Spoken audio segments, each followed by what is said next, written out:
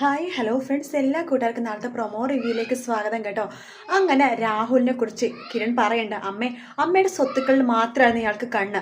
ആദ്യം അമ്മേനെ അച്ഛനും തമ്മിൽ അകറ്റി, പിന്നെ അമ്മയുടെ സ്വത്തുക്കൾ കിട്ടാതാവും എന്ന് പറഞ്ഞപ്പോഴേക്കും അമ്മയുടെ ആ കൺമുമ്പിൽ തന്നെ അച്ഛനെ കൊല്ലാനായിട്ട് ഇയാൾ നോക്കുവാണ്. രക്തത്തിൽ കുളിച്ചു കിടക്കുന്ന അച്ഛനെ അമ്മേനെ കാണിക്കാൻ വേണ്ടിയിട്ടാണ് ഇയാൾ ഇവിടെ ഒളിച്ചിരുന്നത് എന്നൊക്കെ പറഞ്ഞിട്ട് രാഹുലിനെ പിടിച്ച് പുറത്തേക്ക് തള്ളുവാട്ടോ. രാഹുൽ നാണം കേട്ട് അവിടെ നിന്ന് പോകുന്നുണ്ട്. രാഹുൽ പോയി കഴിയുമ്പോഴേക്കും പ്രകാശൻ അങ്ങോട്ടേക്ക് വരും കേട്ടോ.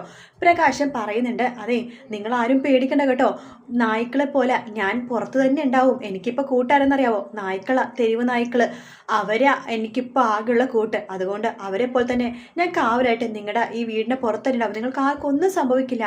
പിന്നെ കല്യാണി മോളത്തും പറയണം, പേടിക്കൊന്നും വേണ്ട, അച്ഛൻ പുറത്ത് തന്നെയുണ്ട്. അതുകൊണ്ട് ഈ രാഹുൽ എന്നല്ല, ഗംഗപ്രസാദ് ആണെങ്കിലും വിക്രം ആണെങ്കിലും ആരും നിങ്ങൾ ഒന്നും ചെയ്യാൻ പോകുന്നില്ല.